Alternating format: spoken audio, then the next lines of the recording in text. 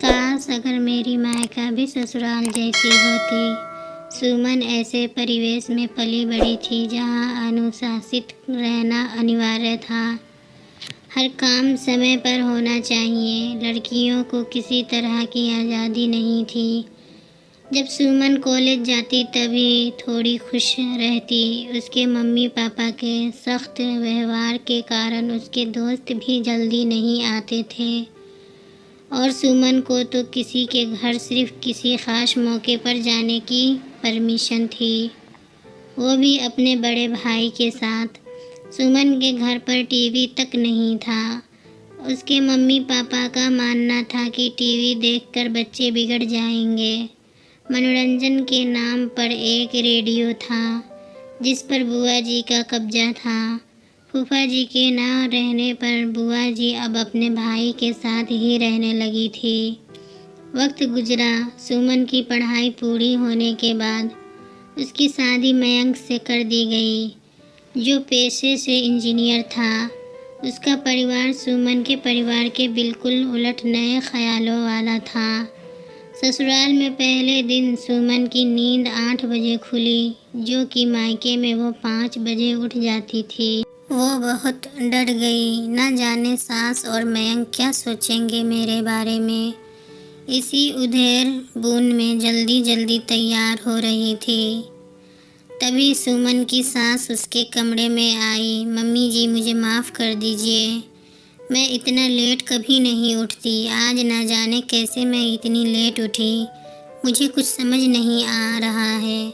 सुमन सफाई देते हुए बोली, अरे बेटा, इतनी सफाई देने की कोई ज़रूरत नहीं। हम सब भी 7 बजे उठते हैं और तुम्हें तो शादी की थकान भी थी। हम वीकेंड के दिन तो और भी आराम से उठते हैं, तो तुम्हें माफ़ी मांगने की ज़रूरत नहीं।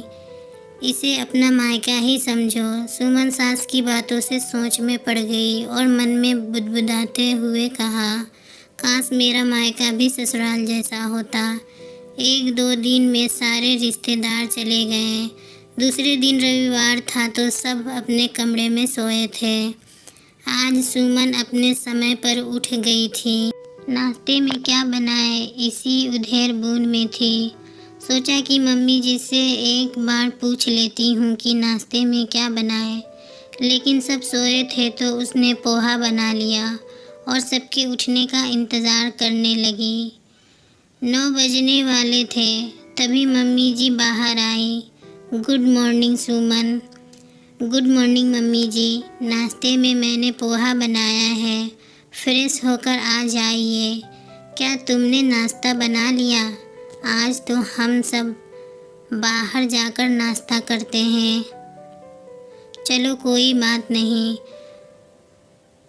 चलो तुम्हारा बनाया नाश्ता भी कर लेंगे और तुम्हें आज राम जी हलवाई के दुकान का लजीज नाश्ता कराते हैं।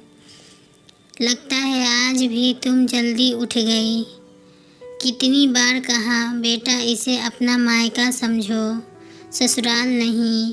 सुमन मम्मी जी की इन बातों से हैरान हो जाती और सोचने लगती, कैसे बताऊं कि मेरे मायके में इतने लेट तक कोई नहीं सोता। एक बार मैं लेट उठी तो बुआ जी ने कितना डांटा था, पर यहाँ तो कोई बंदिश ही नहीं है। धीरे धीरे सुमन खुलकर जीना सीख गई।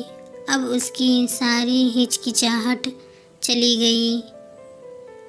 सास के रूप में ही माँ मिल गई थी उसे। मायका तो भूल ही गई थी। एक दिन उसके मायके से बुलावा आया। ना चाहते हुए भी सुमन को जाना पड़ रहा था। खैर गई। वहाँ जाकर फिर से वही रूटीन फॉलो करना पड़ रहा था। घर में बंद हो गई थी। उसका मन अपने ससुराल में ही लगा रहता था। सब उसे बहुत प्यार जो करते थे। सुमन की दोस्त रीमा उससे मिलने आई और ससुराल के बारे में पूछा तो रीमा ने कहा, मैं तो कहती हूँ कि भगवान करे हर लड़की को ऐसा ही ससुराल मिले। मेरे ससुराल में कोई बंदिश नहीं। मम्मी जी बिल्कुल मेरी दोस्त की तरह रहती हैं। ऐसा भी ससुराल होता है क्या? रीमा ने हैरान होते हुए कहा। मेरी दीदी तो अपने ससुराल में इतना करने के बाद भी ताना ही सुनती है। भगवान तेरे जैसा ससुराल सबको दे, क्योंकि तेरा मायका ससुराल ही था, इसलिए भगवान ने तेरा ससुराल मायका कर दिया। सदा खुश रहो।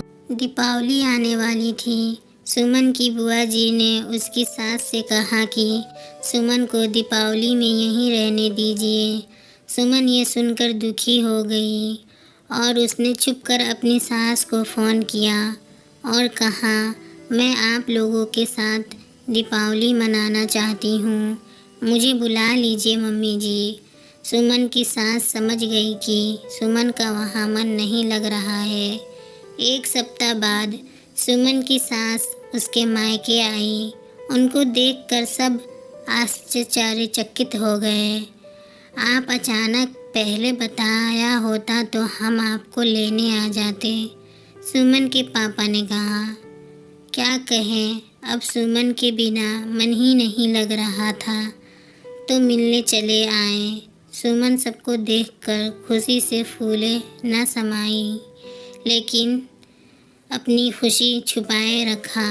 सुमन सबके लिए चाय नाश्ता बनाने चली गई। दरअसल बात ये है भाई साहब, हम सुमन को लेने आए हैं। सुमन के बिना हमारा मन ही नहीं लग रहा है और इस बार सोचा बिना लक्ष्मी कैसी दीपावली, इसलिए हम अपनी लक्ष्मी को लेने आ गए। सुमन की सास ने कहा। पर बहन जी, अरे पर और लेकिन छोड़िए और विदाई की तैयारी कीजिए, हम कल सुबह ही निकलेंगे। सुमन जल्दी जल्दी अपनी पैकिंग में लग गई।